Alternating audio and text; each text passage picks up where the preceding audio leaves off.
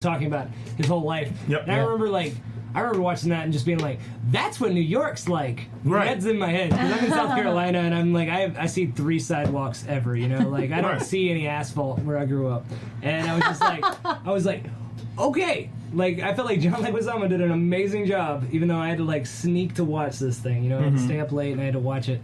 And I was like, but I think I at least understand a portion of New York now. You know, like a weird, very specifically Puerto Rican portion. But regardless, you know, like I was like, that's what a city's like. He kept you entertained. There was one person on the stage. Yeah, it wasn't this just straight up go up there and joke telling thing. Right. That kind of the ability to hold, especially in that special, like he had a whole auditorium. The ability to just keep everybody with you. Yes, sir. The whole time while you're doing that is so much more complex and layered than just set up punchlines, set up punchlines. Correct. Yeah. Because you know what you're doing there. Like, you have to trust that you can talk nonstop for an hour and a half, 2 hours, and it be interesting for a consistent amount the entire time. That's ridiculous. I feel like both sides, because I mean, when I first started, I was like anti-guy go up and stand there and just tell jokes and not move around. And every once in a while, I still will make comments about, oh my God, this guy just went up there and just stood there and talked at the audience, gave him a lecture, whatever, it's some jokes, whatever. But do something, give some physicality, whatever, you know, have some act outs. But at the same time, I think everybody has their lane. There are some people that they can do that and they can keep you entertained. Yeah. There are some people, they can go up there and they can move around. Like, what was it? Robin Williams. There was a part, and there's another guy I like. He would move around. He would do little faces. Jim Carrey, I usually describe them in the same manner. And you can have the volume off.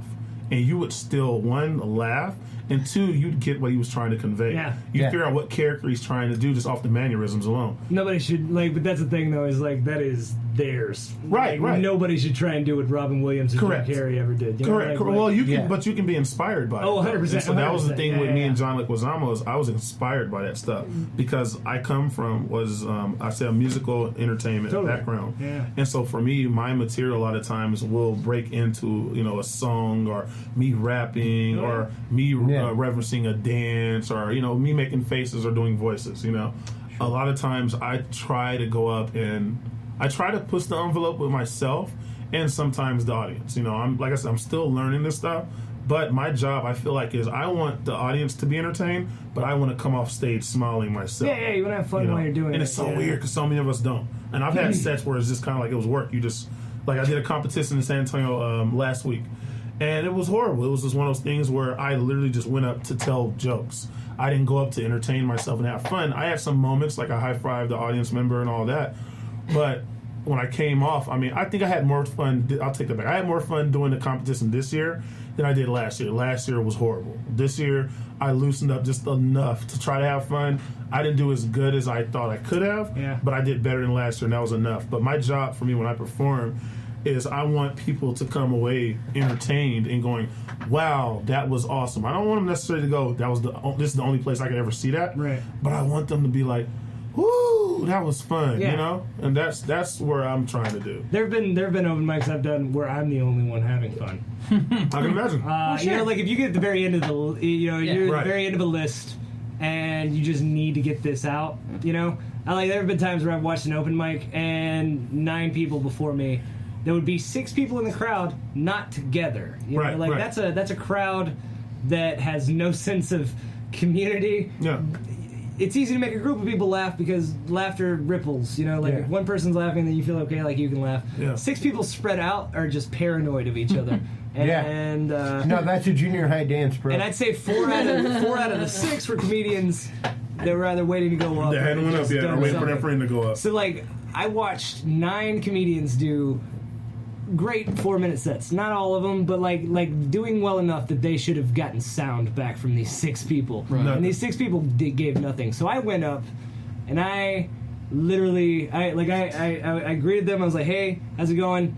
I don't think you guys really care, so I'm just gonna do it to the wall. And I just turned around and did my 4 minutes to the wall. You had fun. I put my back to them. I did, and I was so comfortable in this bit that it was ridiculous. And they didn't give me shit. Yeah. But it didn't matter because I couldn't see them not giving me shit. Right. You know, like I may as well have been doing what I did earlier that day, which was rehearsing it in my room. I made a bit once about just what you're talking about, whereas I talked about how I was a driver and whenever I would make the mistake, and it's not a mistake, I'm okay with it now, but telling them that I do comedy, that they would immediately ask for some kind of material. And so I'd always joke about, like, one of my ways of getting out would be, well, the context is weird. I can tell you, and I would give them the scaffolding of a joke that I'm working on. It was my normal response, depending on my mood. I guess sometimes I would indulge them and give them a joke. But a lot of times I would say, hey, it's weird, because never in comedy would a person be performing with their back to the audience, you know? Oh, 100%. But then I joked, though. I said, wait a minute. As a person that drives and gets that question, maybe I should try it with you guys. And so I did this at a show. And so I brought a chair up and I sat down and I said, you guys are now riding in my Uber or my taxi, whatever. And then I did a performance. I did like about maybe 4 minutes or whatever of material with my back to the audience, and it was the funniest thing ever for me. I mean, you had the physicality and stuff. You were just kind of I did it all. I did it all. I acted like I was driving. I yelled out at somebody out the window. That's dynamite. And then I told them, like, quit crying. It's gonna be okay. It's gonna end soon. We're gonna end it soon. You know, I was just doing all kind of funny stuff with them. But see, I think you own the moment, though, is what you did. Well, it's the confidence, and it was the thing was, like, I realized that whatever the situation was with these 6 people, it wasn't like, I'm too hilarious for you, so I'm going to point it away from you. I just was like, you guys got nothing for anybody that walked up. I literally watched a lot of people try really hard and do something that warranted a sound, and you didn't give it to them. Whatever your reason for being in this place right now for this hour is beyond me, but I think you're going to psych me out. Just by sitting here being statues in a place where people paid to sit there and just be stonewalling just a bunch gonna sit there and stare at me like you're in some and I was just like, Robert all right, man. Palmer video. And I was like, so, like, no disrespect, like, I was literally the last comedian. I was like, you guys can all go if you want. Like, I'm just gonna do it this way. And like, that was the whole thing, is because they were psyching me out the way they were reacting to everybody else before that. And regardless, I don't know that I don't think I had gold or anything. I just needed to do my thing, and I just was not getting nobody was getting the boilerplate manners that you give at a fucking open mic, you know? Like, I don't know, I appreciate the idea that the audience has their part in the experience of it, but I very much think that, I mean, at least for me, fuck the audience is what I think. Because I like plebeians that come in. Well, I mean, I think you said plebes. I've definitely taught that to early improvisers. I was like, stop worrying about what they think. They don't know what they're doing, or else they'd be on stage with you. I was like, you need to figure out how to play the game and do the comedy math, and then once you can, you're fine. But for the interest of, like, sketch shows and stuff, Luddites maybe. We write good sketches. I make sure that all the sketches are, like, solid, well-written things. I see them performed. I know the actors are good. I know what I'm putting up on stage is a good show. So if they like it or they don't like it, it doesn't totally matter to me, because I know I'm putting out a good show. It's like it's like the people who are making different television shows or movies out there. It shouldn't matter to them whether or not the audience likes it or dislikes it. They put out a product that they should be proud of. If you put out a product that you're proud of, then they react. Now, I appreciate the idea that it's like for them, and especially in a live audience, like, their energy is part of it, but to a certain extent, I have to be separate from it, or else I will pander to the audience. That was the first second I realized what Andy Kaufman was about, though. When I was like, today I'm doing this 4 minutes is for me. That's what I knew when the audience was not a part of it anymore. I was just like, oh yeah, Andy Kaufman went out there and never cared about how everybody. It wasn't for them, but like. What are you gonna say? Oh, I need that. I need that laughter. I need that approval of that audience. Like, that will carry me out of the theater and home. Straight up. Oh, if I don't have it, it's just like. Don't get me wrong. I like it. I enjoy having the audience like me, and that's great. But the problem is, I have done stupid shit before and gotten plenty of laughs, and I realize that it's not always about that. I used to do stand-up for years, and I would get the whole audience laughing purely because they just liked me. And I know that that's very vain of me to say, but I teach, and I know that as soon as I walk into the room and I smile at the people and I'm like, hey, what's up? Everyone feels comfortable with me, and the audience feels comfortable with me, and so they're gonna give me what I need in that moment. But part of me, when I produce a show and I'm not the one on stage, is it's like, I just really think that the work that we've done is good work, and it's great, and it's really, I mean, the actors need to find a way to make the laughter happen, I suppose. But I know that the work that I've put out on stage is good work, and I know that the stuff that we've written is solid. There's a midpoint, I feel like, where you have to be able to be true to yourself, but at the same time, if the goal, and I think it comes back with stand-up, it's anything really, but if the goal is to provide a service, meaning like if you're contracted or something like that, and this is where we kind of get into the business part, is that, okay, I want to make sure these people laugh. Or if I'm auditioning, because I just had this one, I did North Door, there was about, 300 people there, and this guy had a show, and I was like, oh, hey, you want to do some time up front? I ended up taking a bullet and going out first. And I looked at this as an audition. I said, you know what? I could go out there, because I remember I was so excited when I found out I was going to perform. I was like, oh my God, I'm going to have fun. Oh, this is going to be great. And I was like, hey, calm down. Let's go get a set together. And I said, okay, you got 7 minutes. That's 3 bits, That's an intro and 3 bits. That's why I look at it. And so I went and I said, hey, you could go up there and just act an ass and go goofballs and enjoy yourself. Or you could go in and be methodical with your approach and then figure out, okay, I'm going to do this, I'm going to do this, and I'm going to do this. And then I'm done. And so I did, the latter, and I was like, let's go. And I went up there. I had a very solid set. I feel like I was funny enough that people remembered who I was after the show. They were like, yo, we enjoyed you and all that.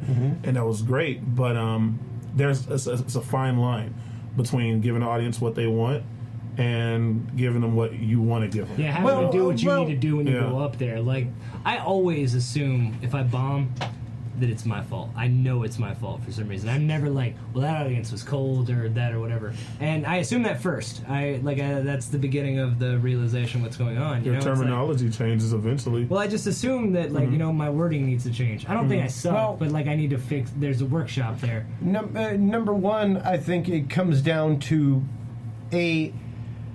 how you define success. Yeah, that's what I'm saying. Terminology and I had the experience very early on as a musician. I make some very esoteric, odd music.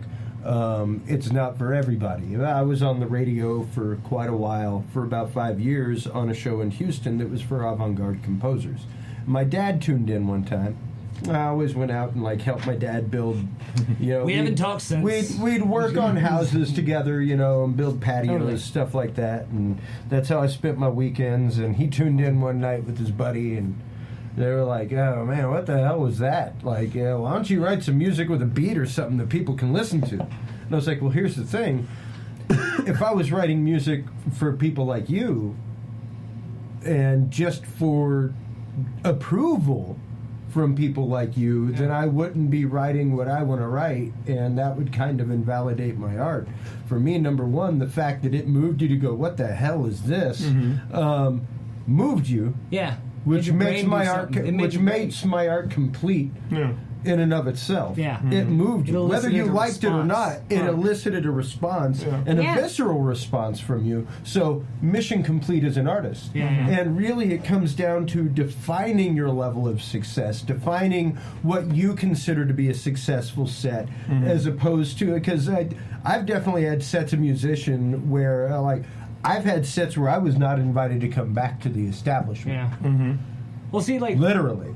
I think you've been playing here for 4 months, and that's great, but we really don't need you. That's to come impressive. I want to know. I want to see that, because in music and stand-up, it's a little different. I could go up there and say a bunch of words that would obviously make me not welcome other places. Sure. But to make but you sounds, you gotta suck some ass. I was going to say, with people stand-up are dying. You gotta suck some ass. It takes a while. I tell people with us, you can, and I don't know with musicians because I've never been a musician before, but when it comes to stand-up, no matter how bad you are, not getting a single solitary laugh, you still can come back. Now, if you go up there and you punch somebody, or let's say a person just fell in front of the stage and died, and then you immediately say that person deserved it or something, maybe right then and there they'd be like, okay, that guy can't come back. That's a little harsh. Has that happened? No, but I'm saying I'm trying to give the level of how severe it will take to not be invited back. Because I remember I was dating a comic for a while. We dated,